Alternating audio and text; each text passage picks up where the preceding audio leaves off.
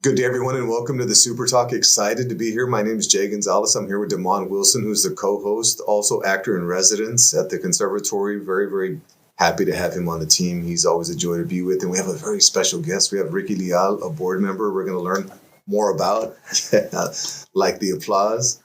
So, Mr. Leal, welcome. Thank you for being here. And Damon, as always, love spending time with you and really getting to know people. So we'll start. What question do you have for our wonderful board member? Well, first of all, thank you so much for being here. I wanted for you to know that this is our opportunity to really get to know you. I know that we, first of all, appreciate your service to this district. We know that you are also a product of this district and you chose to give back to this district. And we really appreciate that opportunity to be able to speak with you today. I wanted to ask you, so kind of give us a little bit of your background. What was life like for you growing up here in Harlingen and being a part of this community? Sure. Thanks, Damon. And thank you, Dr. Gonzalez, for having me on today. I'm a Harlingen boy, born and raised. I'm a product of two educators myself. My dad spent 30 years as president at TSTC. I retired a good 15 years ago. And my mother also 35 plus years here in the district as a teacher and a counselor. And so, it's in my blood growing up in the house. I've got an older brother who's a teacher coach, worked for HCISD, now with Brownsville ISD. Very proud of all my family. Another brother works for a Fortune 500 up in Frisco, Texas. And so, growing up in my family, you got to pull your weight. you got to do something and produce. And so, growing up in Harlingen, I just loved it.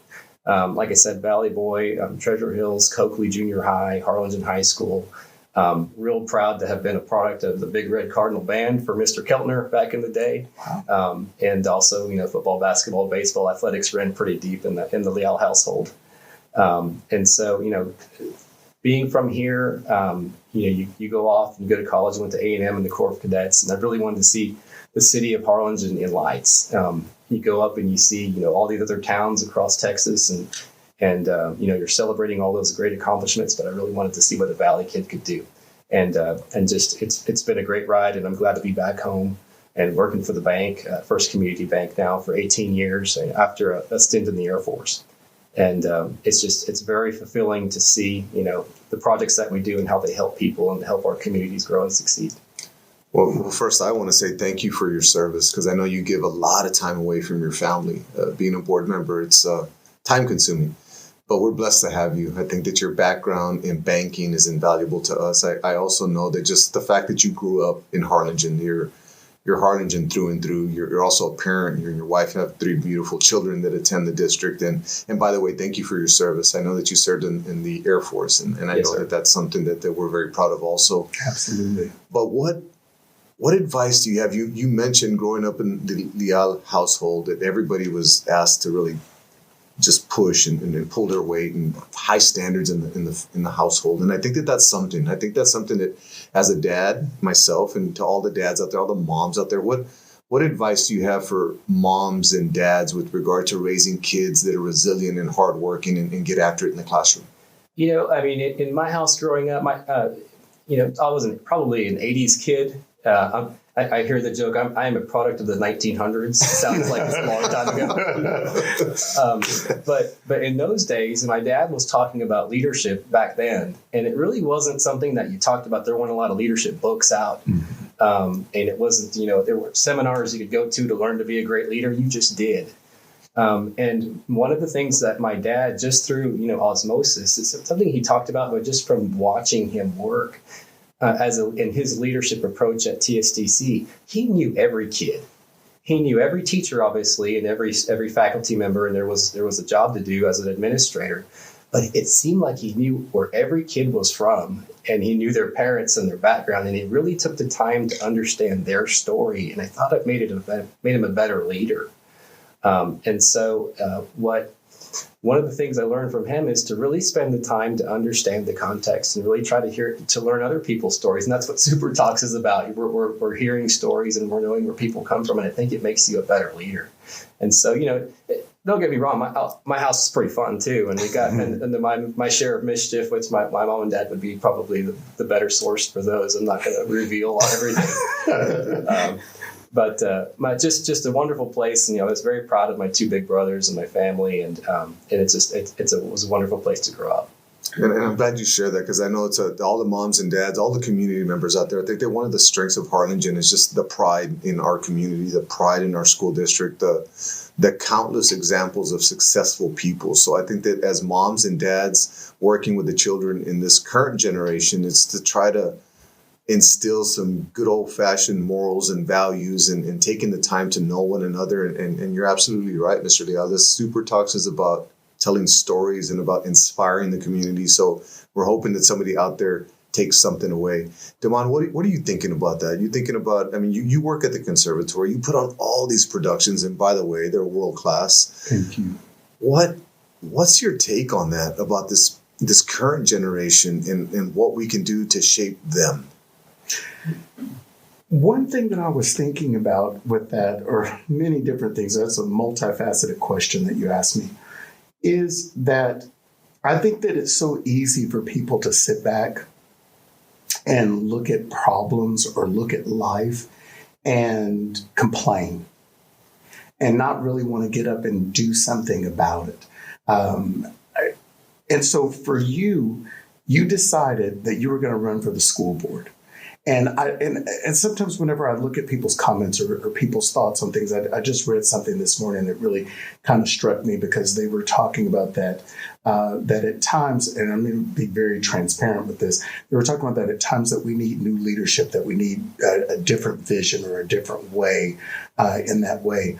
For you, what made you decide, you know what? I want to, instead of complaining about something, I want to get up and I want to do something about it. I want to make a difference. What was that moment like for you, or what made you decide that you were going to be a part of the school board and really give of your time in that way? Sure. This school board is elite. It always has been, from the time I was a student through the day I came onto the board. This group of board members is elite. And so it somewhat recruits itself, and you want to be part of that team. But I want to bring something of value that maybe I felt like was missing. Mm-hmm. And so in this window of my life, I felt like I've had experiences that might help kids, and that might help our community take it to the next level. I've got 3 kids in the district, 3 different campuses. My wife is also a product of the district. We have a deep love for this area in our region. And what I found missing was, maybe somebody with a bit of a financial background might be beneficial to the board. Before my time is up, and whenever that might be, I hope that it had an impact on financial education in our district. And, I never let a group of kids get away without just a little bit of financial education. Yes. Spend less than you earn. Yes. Let's build a network of more knowledgeable other people. We don't expect you to know everything, but we can expect you to have a network of people that might help you with different financial decisions that come up. And whenever I talk to a group of kids, I ask them, where do you think money comes from? And it's a teenager's obligation to say trees, right? And so once we get past that, right. We learn that money comes from work, and so that's something that, as a board member in finance, I hope that I have had an impact, and I'm working on that on the financial education. Dr. Reiniger had a wonderful message about physical fitness last week. I hope that my message is financial fitness to complement that physical fitness and to build more well-rounded people. And then that's spot on. And I know that that's something since I've been here. And by the way, this board is phenomenal. Yes, I was in the neighborhood district for 26 years. Great things happened there. But what really attracted me to HCISD was the school board, because you all have established this legacy of just professionalism and success and high standards, but a very, very polished board. So I do want to thank you and the entire team for being who you are. As far as financial literacy, I think you're spot on. And that's something that we're trying to do to all the moms and dads, all the kids out there. That's something that we really want to hone in on, is not just raising the emotional quotient or your IQ, your intelligence quotient, but also financial literacy, because a big part of just overall mental health is being in a situation where you're taking care of your money, you're not stressing out, because a lot of mental health issues. A lot of stress comes from financial burdens, and the way to do that is to really understand the dynamics of money and earning and spending and all those things. So we are on a quest to do a better job in that area. So I'm excited about that. But Demond, I know that for you in the Super Talks, you always find a way to tap into somebody's heart, to somebody's soul. So what question do you have for Mr. Leal that you can just kind of really just find out the essence of who he is as an individual? What do you got for him? Mr. Leal, for the $1 million question. I don't know. The thing is that I like to. Why don't you ask him the question that made me cry when you interviewed him? No, I'm not gonna do that because I approach different people in different ways. But I'm gonna ask. But if I had to ask you the $1 million question from me to you, it would be, when you were a little kid, okay, what would be the best advice that you would give to the little kid in you now that you've lived the life that you lived? I mean, did you always see yourself on this trajectory? Did you always see yourself getting here? What would you say to that little kid back then from this adult now? Right, that's a tough one. What I would tell them is to keep fighting for that dream to be the quarterback of the Dallas Cowboys one day. That's right. That's awesome. I have the receipts. I have the pictures and the Danny White jersey. Wow. Lifelong Cowboy fan. Yes. And we have gone on an emotional roller coaster throughout that time period. Yes. But and I was blessed with a wonderful family, so I had the time to just really dream big. And I used to play, with my friends, Army and get dirty, get in the mud. And so, I think all of those things, just years and years of sports teams, and thank my mother and my father for dropping me off at all those practices growing up, just like our moms and dads do today. You build, those relationships with your friends, lifelong relationships, how to work as a team, teamwork, perseverance, hard work. I mean, those things add up and they accumulate. You don't even know it's happening, but it's happening. And so, I would just tell them that, don't be embarrassed about wanting to be the quarterback of the Cowboys and reach for your dreams. And I love how everything has turned out. A beautiful wife, beautiful children, a great family, in a wonderful part of Texas.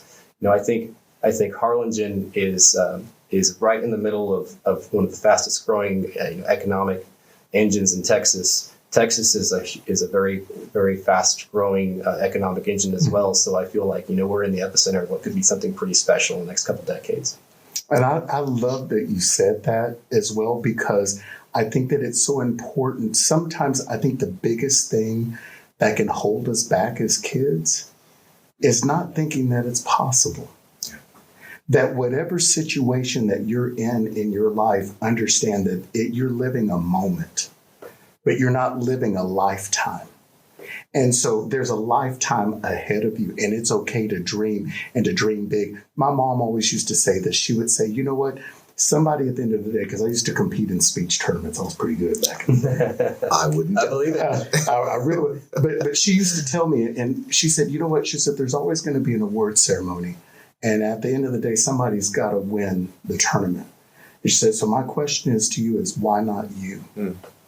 And I think that I've always used that in my life, that, you know what, and it hadn't paid off yet in the lottery yet, but in all other aspects of my life, it really has paid off. If somebody has to win, why not you? And it's okay to go for your biggest dream, because you never know what amazing you find on your path as you're getting there. And I love that. Thank you, Divine. And what you said, just, along the path, you're going to get hit with some failures along the way, and it's not going to work out exactly like you thought. But those are the learning moments, and that make you who you are. And so, there are no undefeated, successful people. Sometimes those failures are what made them who they are. Yeah. I love that. And here's one for you. Who's your hero? Wow. My dad is the one that comes to my mind right away, and my mom and dad. I wouldn't be sitting here today doing the things that we have, without them. And I've had mentors, along the way. But if we're going to give one single answer, that's who he is. And everybody has played a role. I mean, as you take your walk in life, there are people who impact you at those moments, at those times, and I can walk you through that. Would be here all day. There's so many wonderful people that have had an impact on me that still do to this day. But you're really trying to, live up to some of those lessons and, be worthy. Well, that one hits home because I know that, fast forward and maybe one day I would love my boys to grow up to be just like you and maybe be on a podcast and somebody ask them the same question. And I would hope that they would say my dad, but I know I got to earn that. So to all the dads out there, I know there's a lot of dads out there. I'm going to expand on that question so maybe we can get some more information on this from our trustee, but you mentioned your dad being your hero. That's who came to mind first. Why? He's the one. Mom and dad are the ones that to first hold you. To teach you your first lessons. Like I mentioned earlier, you're getting those lessons through osmosis, and you don't realize until you're 30 and 40 years old what you were being taught when it was happening.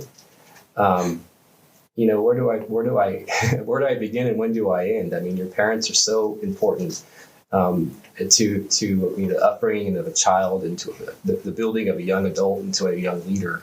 And I would say to our parents today, do not underestimate the impact that you have on your kids. Their ceiling rises and falls with the effort that you give on a day-in and day-out basis. And so spend that time with your kids, really connect, really bond. It's not always going to go beautifully. And if it is, something's wrong. Dig a little deeper. Yeah. But just really love on your kids and teach them. And I felt like I was blessed growing up with that experience. I love that. And I hope somebody can learn from that. I know as a dad I am, because you're right. I mean, mom and dad, I know for me it's the same thing. And I know when Damon asked me that question, I couldn't barely get through it because it was my dad. And it's the same, for the same reasons. But just really to all the moms and dads out there, I loved what you said, Ricky, with regard to it's not always going to go right. Sometimes you're going to slip up as a parent, but just to know never to give up as a mom and a dad, to be the very best that you can be, understanding that there's ups and downs, it ebbs and flows. But I love that answer. There's power to that. And before we go, there's always something that we want to kind of wrap up with. Damon, anything for the world? Any question for Mr. Leal before we let him move on to his busy day? Well, we sometimes like to talk about hidden talents. Ooh. One thing that I have been made aware of is that you were the quarterback for the Cardinals. I was one of the quarterbacks for the Cardinals. You were one of the quarterbacks for the Cardinals. Back- you want to back kind in the of day. talk about a little bit of that, of what that experience was like, with the Cardinals. Now you see them, they're in the playoffs. No, for the Cardinals and the Hawks. I mean, every time you go out there and to watch it now as a 46-year-old and some of the hits these young men are taking, that would put me out for 2 weeks, and they pop right up. So, maybe don't tell them that because they're supposed to pop right up, but it's just amazing, some of the punishment that they can take and keep on ticking. My ride as a football player, is one of those things that didn't go perfectly for me. But then I found a love for, being a wide receiver and just helping the team where I can. And what it does is it builds a fire in you to do well at the next level. And I felt like some of my success at Texas A&M was because of what I learned, not quite hitting, not quite reaching the goals, that I had set for myself as a Cardinal. But our team was fantastic. And I tell you, I was blessed to, may he rest in peace. Maurice Hunter was the greatest running back to ever play for the Cardinals. I think one of the greatest running backs in Texas, maybe one of those secrets that maybe people in Texas don't know about. But to take a snap and have to catch Mo on the way when he's trying to take a handoff and run and hit that edge, I mean that was a blessing. And I think all of us that played with Mo know that he was just rock solid and just a great athlete. But that team had a really good run. Lost to Converse Judson in the quarterfinals, 29-21. But who's keeping score? We had a wonderful group, and I know that this group too is special. And I'm looking forward to watching our coaches go and compete hard. Well, I love that. And I do know that we also have people from Hebbronville, Texas that watch the Super Talks. And I just want to let everybody from Hebbronville know that Mr. Leal has roots in Hebbronville. He has family. So tell us a little bit about your connection to Hebbronville. Oh, sure. No, Hebbronville's not too far away from a little place called Benavides, Texas. That's right. And Concepcion, Texas, La Chona, home of the Fiesta, where my dad grew up. And I spent many holidays and many summer days, hot days, playing out at the ranch. And that area, that Duval County area, is home to quite a few Leals. But, you can't hardly be from there. My dad's from there, and uncles, obviously. And you cannot hardly be from that part of Texas and not know the meaning of hard work. And I think some of that permeates into your kiddos. It certainly did into me, and hopefully it's getting into some of my kids too. So, just a fun place to be. It's a tough place to be. It's a lot of ranch country, a lot of barbed wire. Well, we want to thank you on behalf of the entire HCISD family, the entire community. Thank you for being just a great man, great board member, great dad, great husband. You're just a class act. So I know that a lot of times that you don't get those words of affirmation. You don't get the pats on the back as a board member or even as a banker, right? But just wanted to slow down for a bit. Damon and I were talking about you before you got here and just how proud we are that you're one of our board members because you're a good man. So Absolutely. Anything for the world before we go? No, I'm just, Thanksgiving's coming up, and I wanted to make sure that our teachers, our staff, our groundskeepers, our bus drivers, if you have any kind of an impact on a kid at HCISD, I'm thankful for you. I'm grateful for you. Happy Thanksgiving to everybody, and just enjoy your loved ones in that time. Go Cowboys! Thank you. Thank you very much, sir. We appreciate your time. Damon, as always, enjoy spending time with you as well. Likewise. Have a wonderful day, everyone. Take care, everybody. Bye.